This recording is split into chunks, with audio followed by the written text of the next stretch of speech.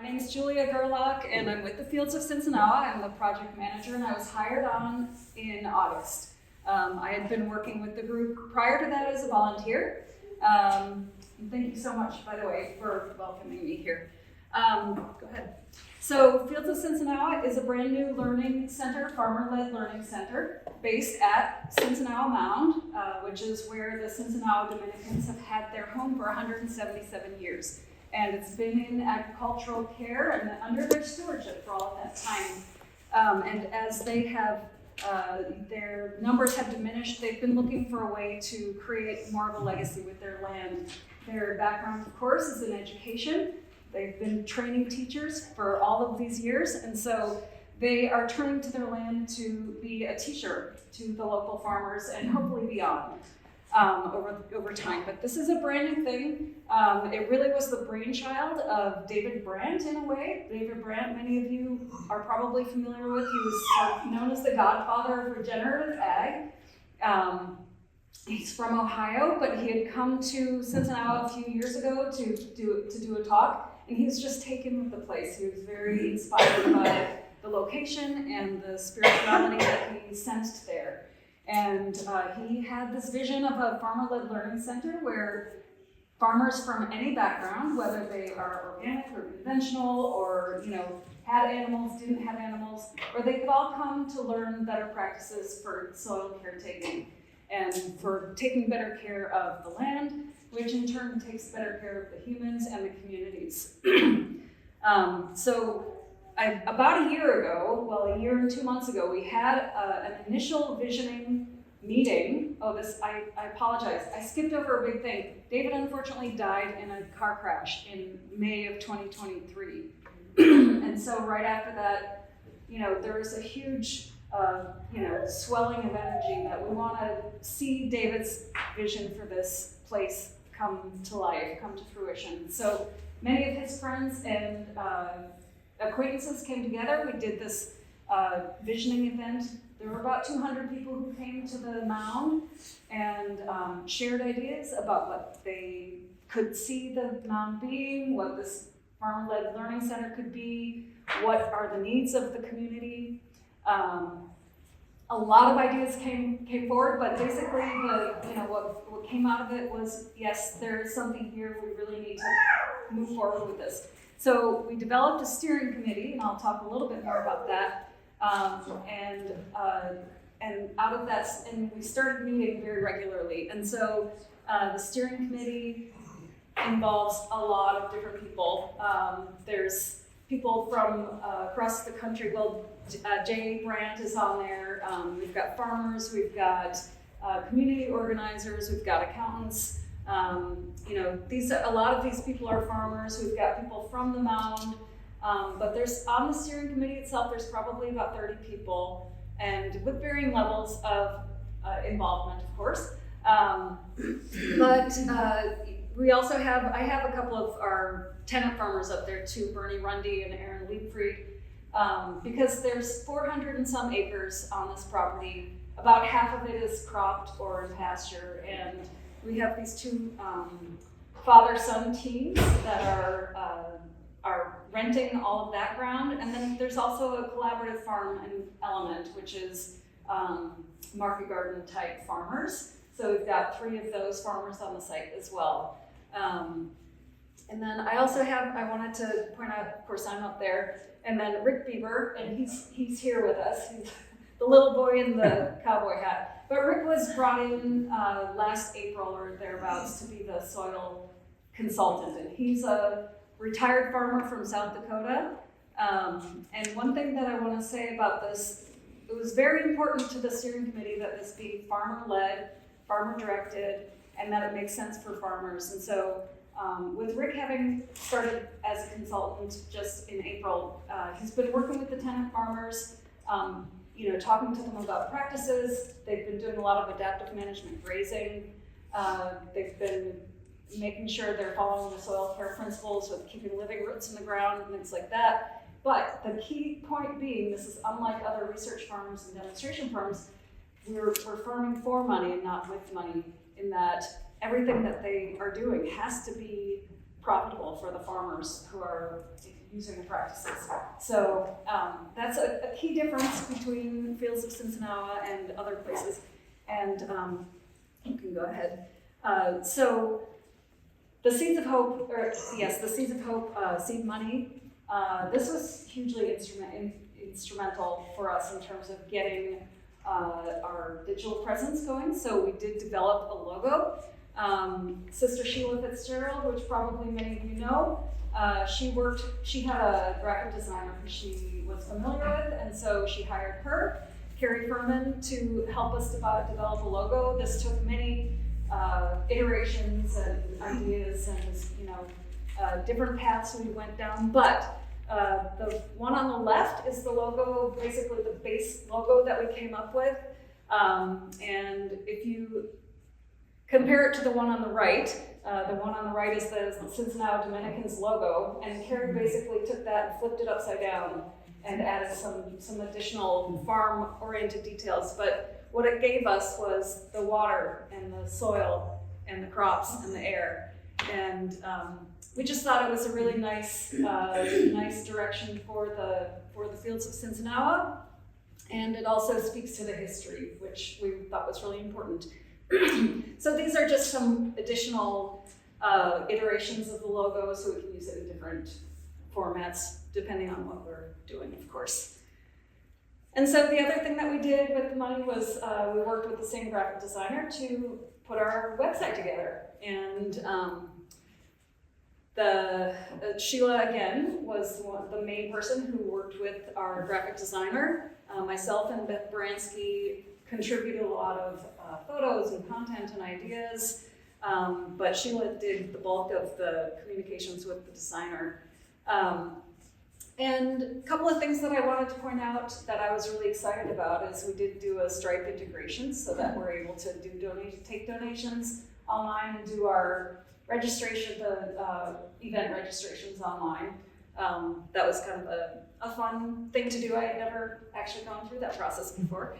And then we also have a CRM, a customer relationship management software program that we've integrated into the site. So these are just a few screenshots from the website. We have some history about the Fields of Sinsinawa, of course, a little bit about David Brandt. You can go ahead. We have history about the land stewardship of the Dominicans on the mound. A little bit about farmer-led watershed groups in the state of Wisconsin, because Wisconsin is such it's just leaps and bounds ahead of the rest of the country in terms of these watershed groups and the farmer-led concept in general. And we also have a little bit of an educational section on the soil care principles, keeping living roots in the ground, diversity, animal integration, all of those things. We also have a little blog section, The Soil Speaks, and that is where we have our news updates. It's where we have some articles from other people, or we're open to taking articles from other people. Sister Sheila recently wrote a really nice piece called God and Science Intertwined. I absolutely encourage people to read it. It's a great history of the Sinsinawa's perspective, the Sinsinawa Dominicans' perspective on land stewardship. It's also where we put things, our event updates. So, and speaking of events, I'm just going to give you a couple of minutes about what else we've been doing besides the website and the logo, but we've been doing a lot of field days and whatnot. But most recently, in September, we hosted the Soul of the Soil Conference, which was our first annual conference. And it was a really great 2-day event. Day one was all outdoors in the fields, where people got to tour the entire property, and they got to see the scope of the Sinsinawa property and see all of the different management that's being followed. We got to hear about the grazing management that Rick's been doing. We got to see a fantastic cover crop, which, by the way, is still looking fantastic. We've got it's like hip high right now, and the sunflowers are blooming. I don't think I've ever seen sunflowers blooming in November before in Wisconsin, so really cool. And then, we got to see a rainfall simulator and hear about water quality assessments and things like that. So that day one was all on the mountain. It was just a really great overview of everything that's been going on there this year.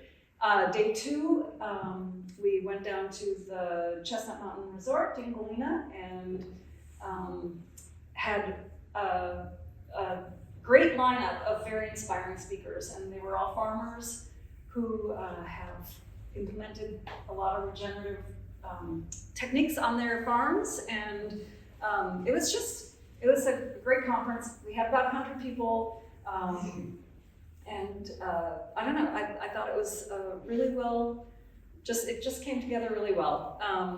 Otherwise, we've been doing, like I said, we've been doing other field days. I think we did 3 other field days during the summer. One of the things that we did was we hosted the Ecdysis Foundation. It's a group in South Dakota, and they're working on a program called the 1,000 Farms Initiative, where they're going through across the United States and taking bioassay samples, insect counts, soil probes, nutrient density measurements from the crops and everything to try and correlate practices to the nutrient quality of food and the sustainability of farms. So it's a really neat initiative, and we were sort of the hub for that. We did a field day in conjunction with that, and their team of scientists who was on site did a little field day pop-up with us. So that was really cool. And then continuing on, we have launched a YouTube channel, which currently just has 3 of our presentations from the conference, but we're going to get others up as soon as I have time to get those done. But we'll hopefully have lots of interesting little tidbits from the field and from here and there. So that's what we're doing right now, and there's lots more to come. We've got 1 year under our belts and a lot of great ideas for the future, and now we just have to get them implemented. So thank you very much.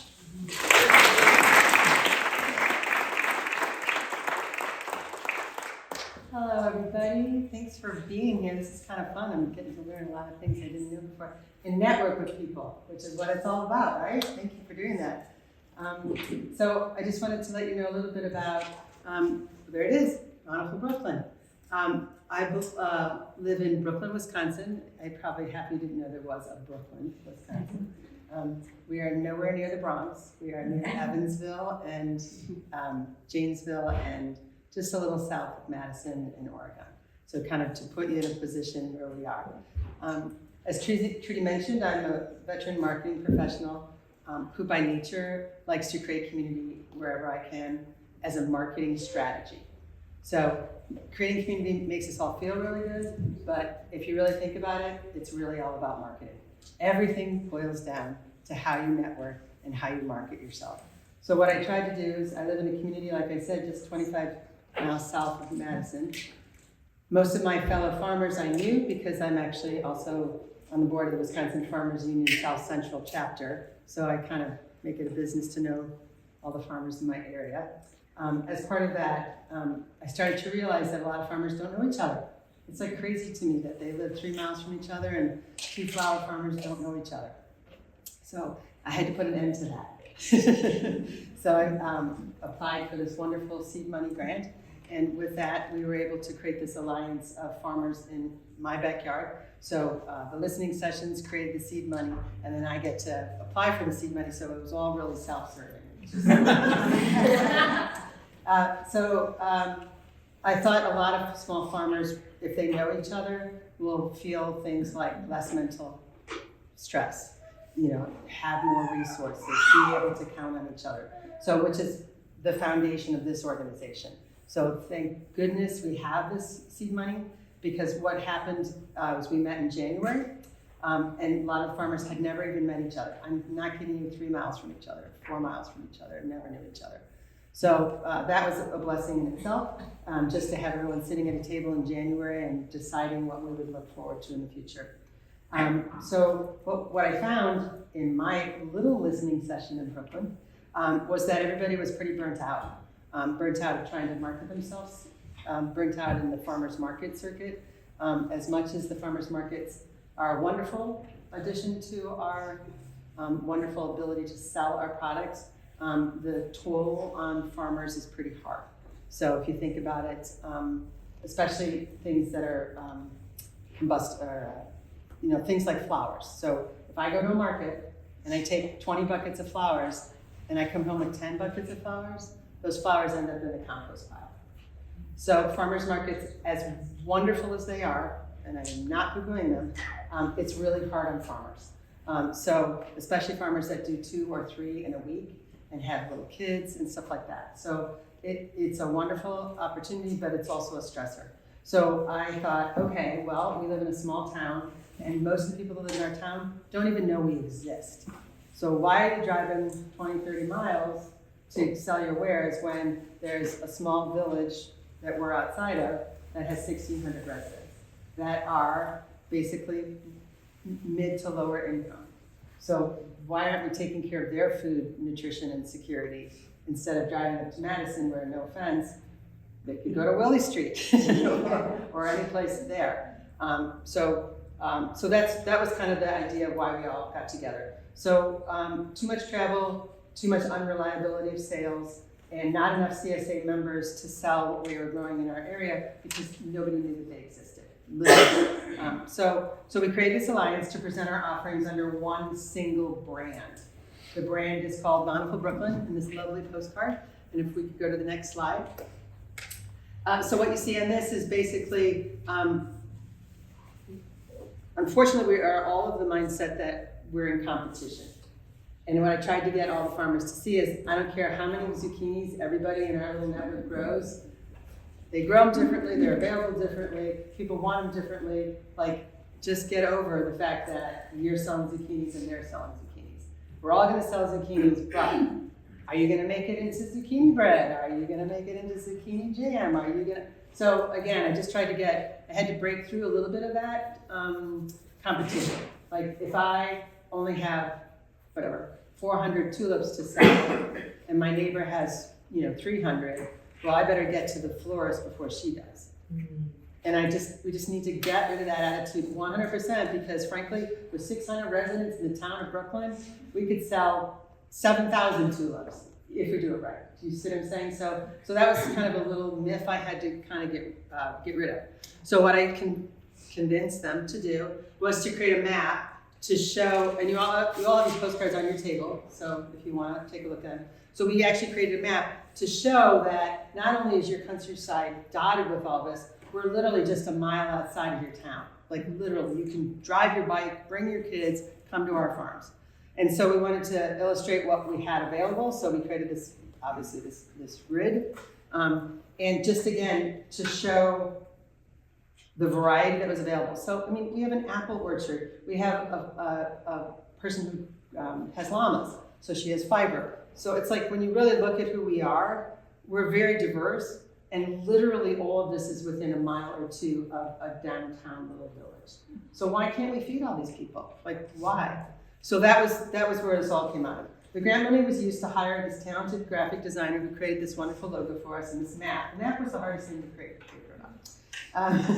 just to try to get us all in the right place. The postcards then were sent to all residents in Brooklyn, in the Brooklyn area, in April, just prior to our CSA signups for the period. The postage of 3,000 informational postcards was also paid for by our Brooklyn Chamber of Commerce. So again, a resource that most farmers don't think they're a part of, or shouldn't. Like, I'm not a business. Well, no, hello, you are. We're a small town. They want to help you. They have money to help you. Let's use that money for our good. So anyway, and then the Brooklyn Chamber of Commerce adopted us. So every newsletter was like, oh, and this farmer's doing that, and this farm. And it was like, all of a sudden, these people that live in a little tiny village started identifying themselves as having farms around them. So it was like, all of a sudden, they started adopting us. All of a sudden, people wanted to come. And so the network, not only with the farmers, but now we're like kind of the poster child of like who they want to help in their community is us farmers. So not only do we create a network for ourselves, but we now created a network for our communities.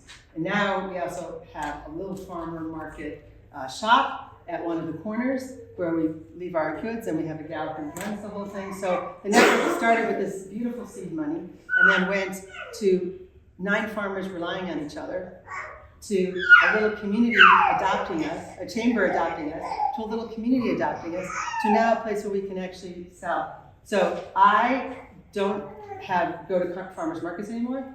All of my flowers are pre-sold. Think about that. So the role in our little cooperative is don't cut it, don't pick it unless you know it's been sold. And that's a really hard thing. You go to a farmer's market with a bucket of zucchinis, you come home with half of it.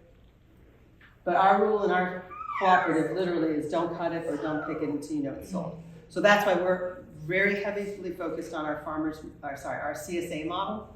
And so if I'm out of zucchini or flowers, I say, oh, you should call Yellow Dog. She's got yellow tulips. So again, I'm giving you the flower analogies because that's what I know, but we're doing that kind of networking with all of us. So that networking isn't happening in a lot of other communities. So we want to be a model for that. Thanks to the seed money, we've been able to go and talk at different chambers, especially rural chambers, to let them know that they shouldn't just support the brick and mortar businesses, but that each farm in their community is in fact a business. So they need to, they should lovingly do things like this for them. So just, I know I'm kind of time, so here we go. The tighter community is one of the benefits we have, but here's the lessons that we learned along the way. Family farmers are mostly small-scale farmers, so we don't compete with each other because there really is enough customers to go around. And you just have to change that mindset. You don't have to be on your farm, you don't have to be doing this yourself. Get a brand, get 10 people together, and you're gonna have a bigger market. Everyone offers something different, even if it's the same type of thing. We don't need to go into urban areas to sell our wares. We just need to create a customer base where we are at. An alliance of farmers is the most valuable marketing tool you have. I'm gonna read that one again. An alliance of other farmers in your area is the most valuable tool you have in your marketing tool. Providing good food, flowers, fiber to our neighbors helps our rural community eat better and feel better and have a pride of ownership that they live in a rural farm community that they can support. On-farm pickup also helps our farmers save time, money, ensures sales, and guards against burnout. Because the biggest issue with most farmers is they get up in the middle of the night to pack their cars to go to farmers markets, and it's really tough on families. So working with our local chamber has been a great way to get the word out. They love to champion our farm alliance and take every opportunity to put the llama on everything. They just love the llama. We plan to have a CSA sign-up open house day scavenger hunt. So what we'll do is we'll take the map and we'll have, I'm too old to know, but there's some kind of geo something they hide and they come to your farm. So we're doing that. And then we'll have a farm to farm, they'll meet us, they'll get to see our properties, a closer alliance with our potential client customers. And lastly, farmers, as we know, can be a lonely venture. So creating this alliance helped many of us, especially with our mental health, our ability to survive and thrive in the marketplace. So I want to again thank FFFN for creating and distributing these seed grant monies. They make a world of difference for us family farmers. I'm Erin. My husband Scott is standing offside here with the loud baby. You see a lot of our kids are here today. We actually have 9 children altogether, but only a handful of them with us today. Our project, we titled Project Pasture Flock. So you can go to the next slide for me. Our goal was to get more eggs. A little bit about our background. We are over just outside of the Laval area, so about, 45-ish minutes from here. And this school came together kind of a roundabout way during COVID. I lost my job. I was an ICU nurse, but working on a medical project from home. I had a very, very sweet job that provided really well for our family, so my husband could be a homesteader and homeschool our children, and I could be the breadwinner, but from home, and I had an amazing team below me, so I had a lot of spare time. That was lovely until COVID hit and my hospital went under.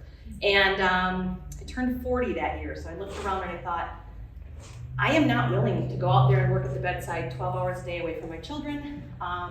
And at 40, I got kind of sassy and I thought, I'm not willing to do a whole lot of other things. I'm not willing to leave my family to work for your dream. I'm gonna find a way to work for our dream with my family alongside of me.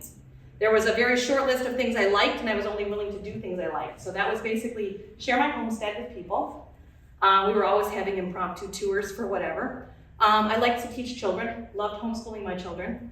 And I loved my animals and my gardens. So it was like a very small amount of businesses you can create out of that and actually make a profit. I'm not a lean farmer. I kept cute farm animals. I had ridiculous farm animals. I was always experimenting in my garden, so it's not like we had this amazing abundance every single year. Sometimes I would get a crazy idea and it would fall flat. So I stumbled across this Facebook page where there was these children at a Denver forest school sleeping outside in the middle of winter in a hammock. And I thought, these children are napping in a hammock and there's snow all around them. Yes, how do we do this? I can do this. So in January we opened up and I had just put a small advertisement. I think subconsciously I was just flushing this idea out because I knew it would fail. Let me just get this out here and get the failure over with so we can move on and I can go do something logical like I probably should have. And I had 2 families sign up. So we ran all winter, fully outdoor program. We do not go inside the house. We do not bring in any processed food. Any food that we have will be food that has been grown here on this property. And we will work on our farm skills and our folk skills, those forgotten or almost forgotten skills, and work on our forest skills. We'll learn to build fires with flint and steel. We'll understand a compass. We'll understand where the sun rises and where it sets. And these 2 families stuck with me for 12 weeks through the winter. And then spring came about and they told all their friends. And so then we got 6 families. And then all those same families rolled into summer and we exploded. So today we run with a wait list almost all the time. We have 40 children coming out to the farm every single day.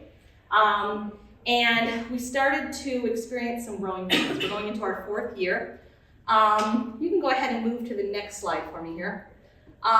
Just some pictures up here of, we have a big pavilion. We do all of our cooking in there in a fully outdoor kitchen. A lot of times we cook over an open fire, but we also have a wood-fired pizza oven. We have a gas stove outside. We have a smoker. We have a Blackstone grill. There's no reason to ever go in the house. And we have lots of areas for the kids. We have a big, giant, we call it the mud pie kitchen. So that's kind of what's pictured in the middle of it. Although it's huge, much larger than that, but it allows the kids to get in there. They have access to water and mud, and then they can forage around for other ingredients. And then just a picture of one of our pastures. So we are on 67 acres, but we utilize lots of our neighbors' land. We have a lake lot, so we have access to Lake Redstone. We do a lot of hiking. I had a mom at the end of summer pick up her child, and then I get it almost every day. I get a message or 2 as I'm laying down for bed with a parent with some bizarre question. Like, did this really happen today? Or she said, my daughter has 60,000 steps on her Fitbit. Is that possible? I'm like, let me just check mine. Yes, that is absolutely possible. Yes. So we walk a lot. Everywhere we go is on foot. You can go to the next slide for me. So we developed some growing pains early on, and this has been one that I have been, just kind of a tug of war with my families. They always want to buy stuff from us. Like, can we buy some of those flowers over there? Can we buy some of your watermelons? Could we buy pumpkins? Are you selling this? Are you selling that? And my answer is always, I have 9 children. It takes a lot for me just to feed my family. And then your 40 children show up every day and I'm now cooking for all of them. So no, I don't have enough. Primarily eggs was always what they were after. We still, to this day, my chicken flock is not quite laying yet. I still buy 5 dozen eggs a week from a local farmer. And I have, I don't know, Peter helps me take care of the chickens in the morning. What do I have, 40 chickens? I mean, we have a lot of chickens. And we still don't have enough eggs, but that has always been there. They're always after eggs. And I think a lot of it is we have a really robust social media presence and they're always seeing pictures of their children with chickens, with chicks, with eggs. And they want to take a little bit of that home with them. They take pride in that. And the kids take pride in all of that. So we ran into a booth at the Sacred Heart Food Show, and I saw that there was a grant opportunity. I thought, you know, this just fits with their mission. You know, we have a problem. We have a solution. I know what the solution is. Get these kids a flock of chickens that can go out on the pasture. We can move them in a mobile coop, teaching sustainability, and they can sanitize our pastures, help break that parasite cycle from our rotating cows. So I just knew we had to get there, but it meant more money. And with this business, every dime that comes in goes right back into the business. We run a really, really tight budget. So a lot of what we do is done on grants. So I thought this might be just the perfect fit. You can flip us to the next page here. Oh, just me telling you why we go through so many eggs. Because farm eggs are amazing, right? Say no more. You can go to the next one. So we knew we had to get some chicks, specifically egg-laying ones. We keep a couple different flocks. We keep a silky flock. And if anybody knows anything about chickens, it's not a real chicken. You know, that's a chicken that will sit on a 3-year-old's lap for 4 hours and not make a peep and be really happy about it. They're not a laying chicken. They will lay on Monday, they'll lay on Tuesday, they take Wednesday off. Probably not gonna come into work on Thursday either. And maybe they'll lay on Friday and then take the weekend off. That's how they lay. So they're not really an egg bird. And my birds on the other side, I use those strictly for our family's eggs. I wanna reserve really good eggs for us. So we knew we needed to get some real egg laying birds. So because we're a child-led program, we talked to the kids, and we talked about all the different chicken varieties out there, the different breeds, and do we want pretty chickens? Do we want serious egg-laying chickens? Do we want pretty eggs? Do we want, and kind of came to a community census, so they selected cream leg bars, which lay a light blue egg, and Cabo Morans, which lay a chocolate brown egg. So we ordered 40 chicks for them. And we've raised chickens with them before in the past, but raising chickens with children is really, really special. There are so many lessons, and I don't need to tell you if you're a farm family, but there are so many lessons that can be taught with chicks. You know, I teach a very small group of, let me rewind, when I get new chicks in, I teach only 10% of them how to drink. Because you don't need to teach them all. You only need to teach 10%, and then that 10% will teach everybody else. So I apply that same principle to our kids, who we call our wildlings, that show up. I teach about 10% of them how to handle chicks. The 10% that I feel like might actually be decent teachers. And then I let them run with it. And they're now the chicken advocates. And they can teach everybody else and hold everybody else accountable. This is how you hold a chick. You don't want to squish them. You don't want to drop them. You don't want to do this. But it gives them opportunities for leadership and mentorship. And it gives them opportunities to be an advocate for something tiny. If you can teach a child to be kind to an earthworm, you're creating incredible humans. And just so many wonderful opportunities. Responsibility with them, they need food, they need water. You know, it's not about what is best for you. I understand that you'd like to hold that chick for 8 hours, but the chick needs to get back under the light, you know? And so they learn to let it be about something else, somebody smaller. You can go to the next page. So we got them their brooder, which was donated by a local family. They decided to also put a piece of plexiglass over the top of that so they could eat lunch there. Because you would want to dine right next to your dinner. So that was this was the VIP lunch section. You had to be pretty in with the right crowd to be able to sit and eat lunch with your chickens. All right, we can go to the next one. We ran into Pasty Butt, for anybody who's had chicks. That's always a fun time. And with 40 chicks that all need to have their bottoms washed every couple of days, the kids got very good at holding spa days for their chicks. You can go to the next one. This is very typical. These aren't even all necessarily photos of the chicks that we got through this grant, but everything we do at Forest School, there's a chick involved. The end of summer, we had one last summer hike, and that was the number one question: can we each bring a chicken? Sure, they each brought a chicken on their hike, but our chickens do everything. So we hold them, they play games with us. Here they're learning about egg development, and I think they each have a chick in their hands while they're looking at egg development. All right, so how did we do? So our little chicks who came did really well. We did have one minor setback where we lost electricity on our farm for 48 hours, and I had 40 wet chicks who were really, really close to dying, and no electricity, so I couldn't just plug in lamps or lights for them, and it was really cold outside, so I had to pull all of my silkies, who are naturally broody anyway, and try to convince them that these were their chicks. And it actually worked really well. I did run into one pinch at the end and had to pull 2 roosters, but luckily those roosters got in that brooder. They didn't sit, but they stood there very scared, like what is going on? And those chicks went underneath and everybody survived. So we had a great upbringing with them. Then about midsummer, they graduated out to fresh green grass, and we have a poultry net fence that the kids pull up every day. They build a mobile coop, so they move their chicks to new grass, and they put their poultry net fence back around, give them new food and new water, and they are still doing that today. We'll overwinter them with the rest of the flocks, and then come about May of 2025, this flock will go out on pasture with our cows, run behind our cows. So super exciting. So those are the colors of eggs that we anticipate, and I'm hoping to have 40 eggs that I can sell to my wildling families every day as they come through to pick up their children. All right, you should be able to go one more. Oh, just a special thank you, blessings and gratitude to the organization for reading our grant application and taking us seriously and sending money our way. Very much appreciated. We would not have been able to take that step without them.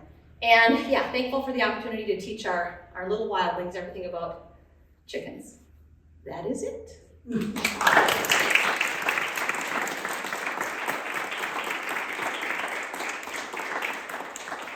Yeah, I'm going to start with just a huge thank you to Food, Faith, and Farming Network, and there's lots of good F words, right? I'm going to talk about one of my favorite F words, which is fiber.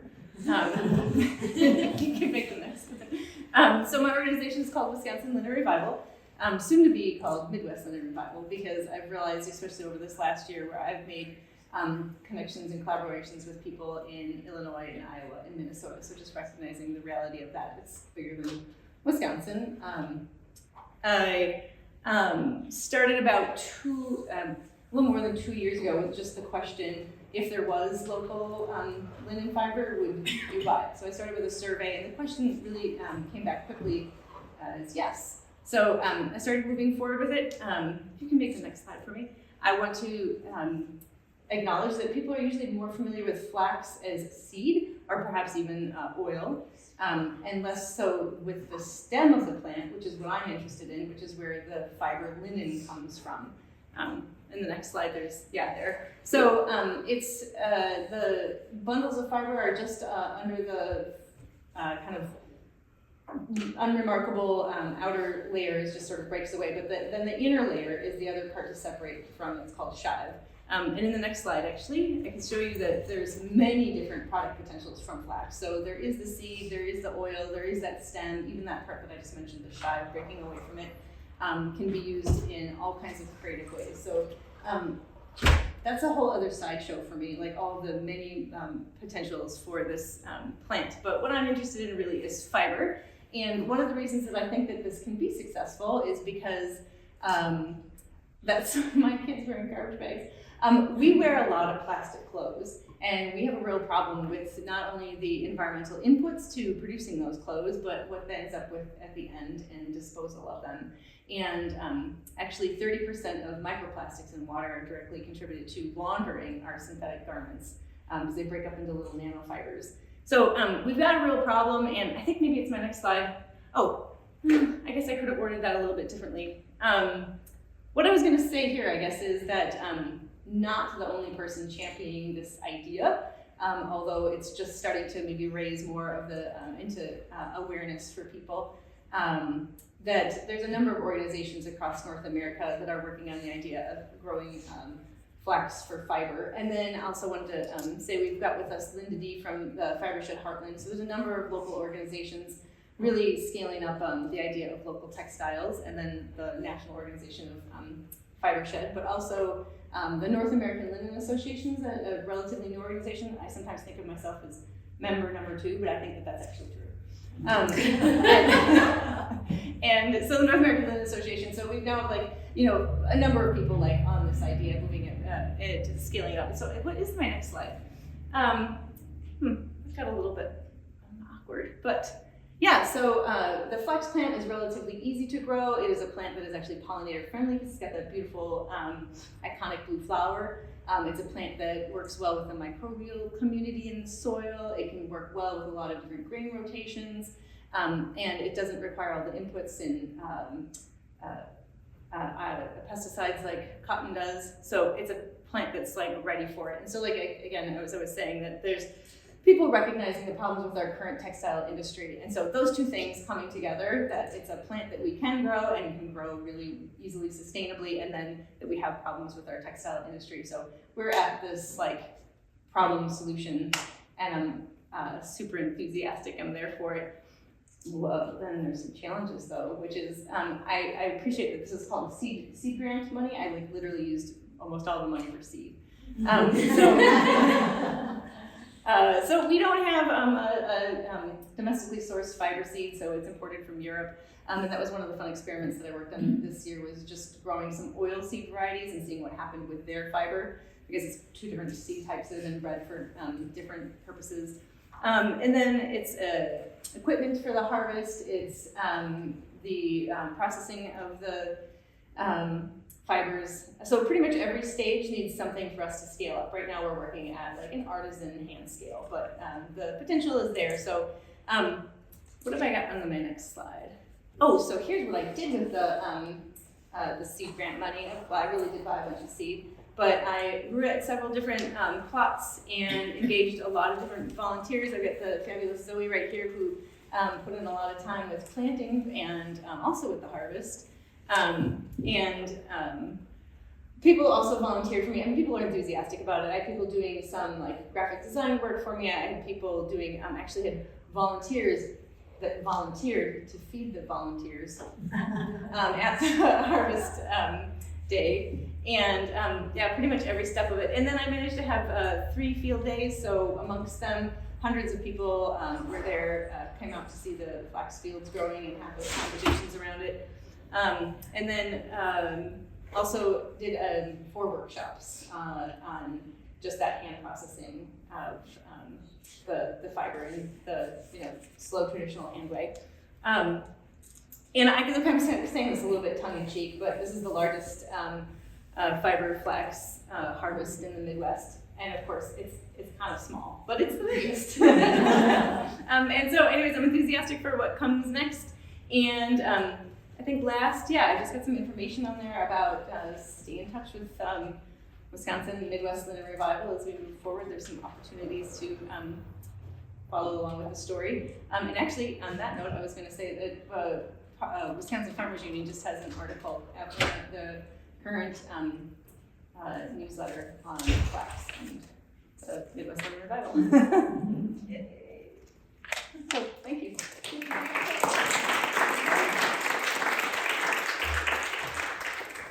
Well, thank you. It's a beautiful day, and everybody, I'm sure, would maybe like to be outside. It was, but it's good to have everybody here too. So I'm handing out a couple of things that I'm going to refer to with the Valley Sentinel. Are many of you or anything familiar with Valley Sentinel? Juan? Okay. Are any of you familiar with downtown Spring Green? Okay, if you were downtown Spring Green, are you aware of the crossroads called Jefferson and Lexington in downtown Spring Green? Yeah. It's right downtown in the middle of the village, and it's kind of the main north, south, east, west road. And I'm going to talk a little bit about the Valley Sentinel and their Lexington and Jefferson literary journal. And if you will, and part of the reason I'm a little bit shaky on some of this is that some of the prop materials came in just as we were eating. But kind of imagine this at the end of this story, okay? This one is called Barstow and Grand, and essentially it's a literary journal from Eau Claire, okay? So I'm guessing that Barstow and Grand are 2 streets in downtown Eau Claire. Christy's shaking her head, so yes, it's downtown Eau Claire. So our project here is about this literary journal.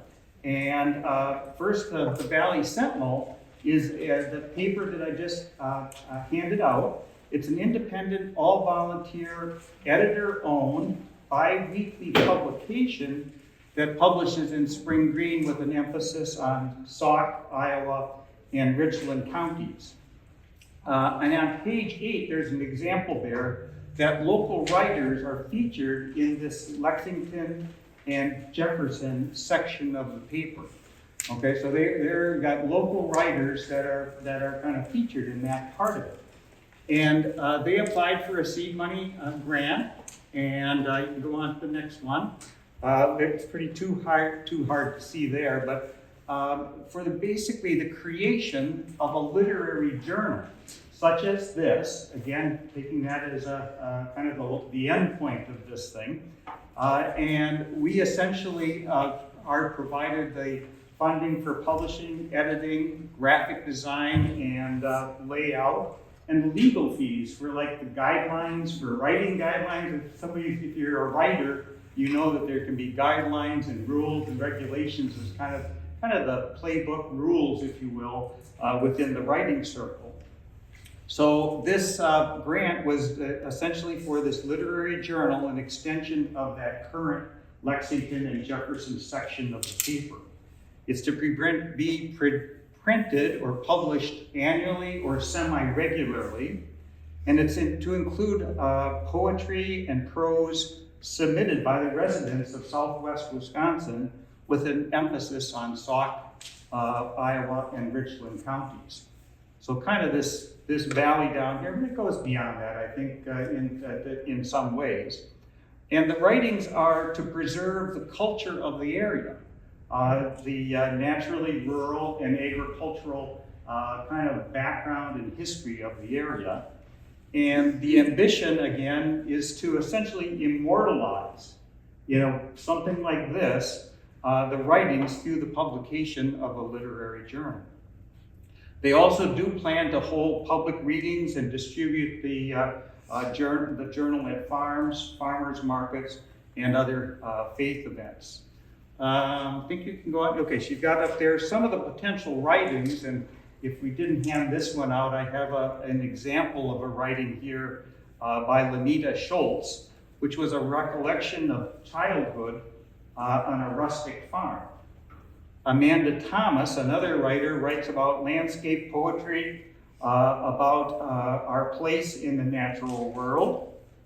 And Barb Garboyle has a series apparently called Reflections from Lost Horizon Farm. And some of those articles have appeared in this Lexington and Jefferson and will likely be included here. Yep, okay, thank you. Some of those involved is actually Alex Prochaska. He's an editorial and literary intern who's taken this project on this year. Nicole Amon, editor-in-chief. Taylor Scott, managing editor. Several of the current writers to the Lexington and Jefferson, to the Sentinel, to that section of the paper. And then in additional input from local residents and businesses. So some of the other businesses and, Players Theater and some of the organizations around town here are also supporting it and kind of contributing to the overall effort here, if you will. Let's see here. Funding partners, it isn't just our money. There were some other partners involved that include River Valley Arts, and the Wisconsin Arts Board has also contributed to this. So it's a bigger effort than just what our seed money is providing, but I know that was an important component of it. And if you want to go, the call for submissions is out, and I actually have, if you go to their website, you can actually see it, and I've got several copies of the guidelines and rules, the play rules. So if you have any aspiring writers in the group here today who would like to submit an article, you're open to do so. It's not closed to just those 3 writers. Anybody that would want to take a shot at it could do that, and then they will be chosen eventually for the literary. I think it'd be first that you'd be maybe in the paper itself, but then get into the literary journal.